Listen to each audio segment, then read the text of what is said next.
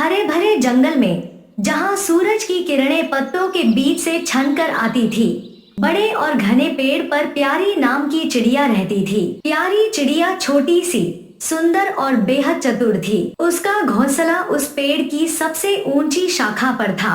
जंगल के सारे पक्षी और जानवर प्यारी चिड़िया की बुद्धिमानी और हंसमुख मददगार स्वभाव की तारीफ करते थे। प्यारी चिड़िया सुबह जल्दी जाग जाती थी और वह खाने की तलाश में उड़ती और जंगल के अलग अलग हिस्सों में जाकर अपने और अपने बच्चों के लिए खाना लेकर आती। एक दिन की बात है, प्यारी चिड़िया अपने घोंसले में आराम कर रही थी।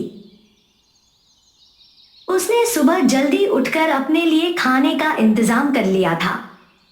वो अपने घोंसले में बच्चों के साथ खाना खा रही थी। तभी नीलू मासी प्यारी के घर आती है। कैसी हो प्यारी? काफी दिनों से तुम्हें नहीं देखा।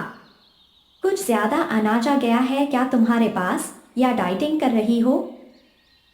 अरे नीलू मासी, मैं ठीक हूँ, बस घर पर ही काम में रहती हूँ। और क्या आपको पता नहीं, आजकल जंगल के शिकारी पक्षी भी इसी समय अपने शिकार करते हैं। इसीलिए अब मैं सूरज निकलने के साथ ही अनाज और खाना लेकर आ जाती हूँ। मैंने भी सुना है बाकी पक्षियों से कि चील जिसके पीछे पड़ जाए वह तो गया। हाँ, आपने बिल्कुल सही सुना है। यह सुनकर नीलू मासी अंदर ही अंदर सोचती है, अब क्या करूं?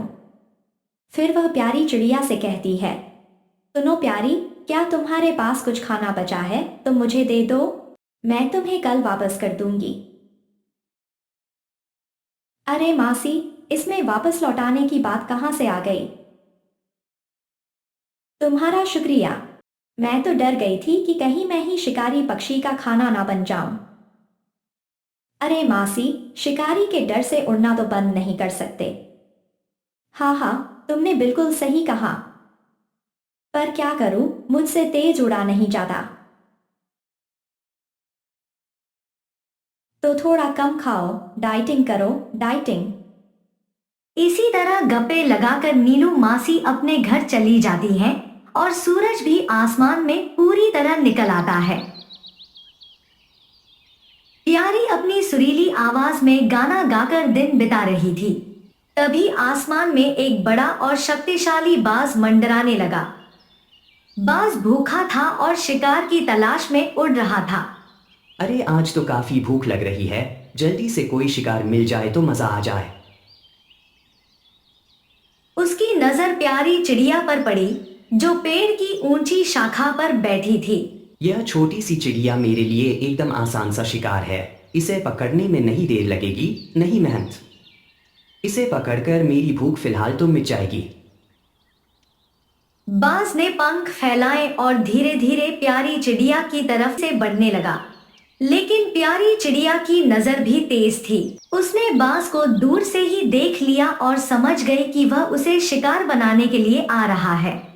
प्यारी सोचते हुए, अगर मैं डरकर इधर उधर भागूंगी तो शायद बच जाऊंगी, पर बच्चों को तो बाज आसानी से पकड़ लेगा।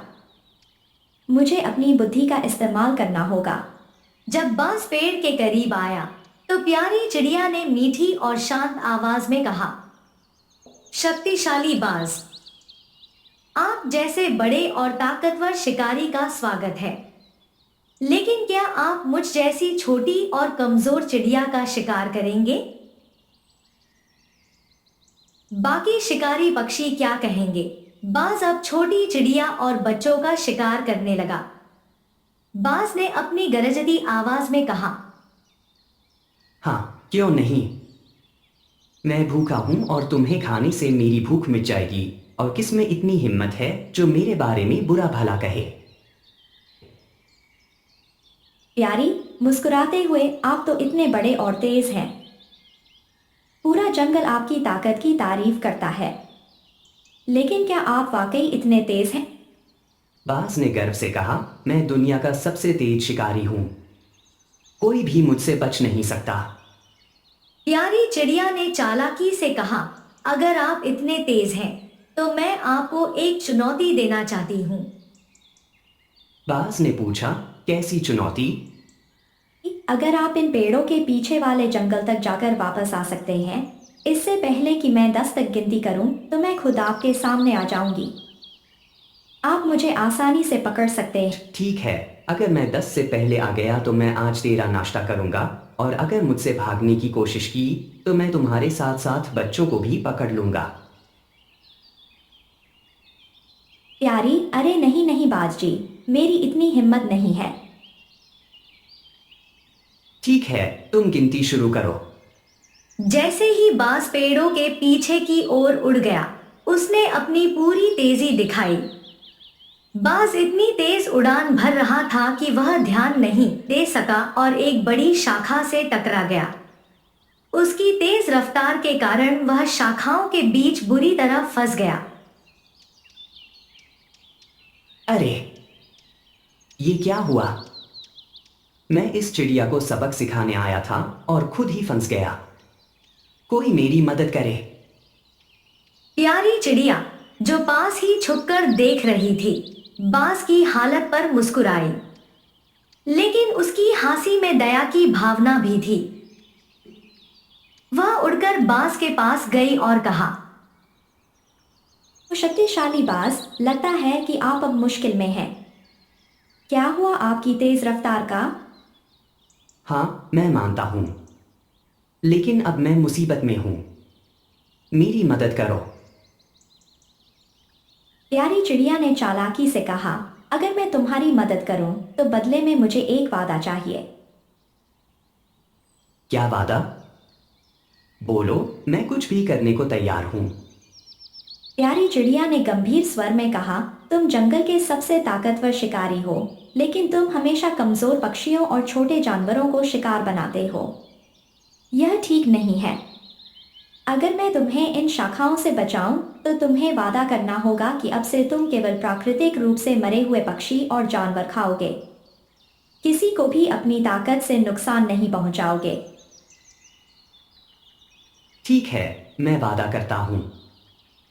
प्यारी चिड़िया ने बाज की मदद की और बाज को बचा लिया।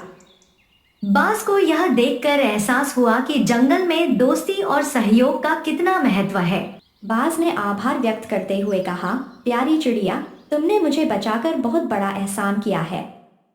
मैं अपना वादा निभाऊंगा और अब से किसी जीव को नुकसान नहीं पहुंचाऊंगा। प्यारी चिड़िया ने मुस्कुराते हुए कहा, याद रखना, ताकत का सही उपयोग दूसरों की मदद में होता है, न कि उन्हें नुकसान पहुंचाने में।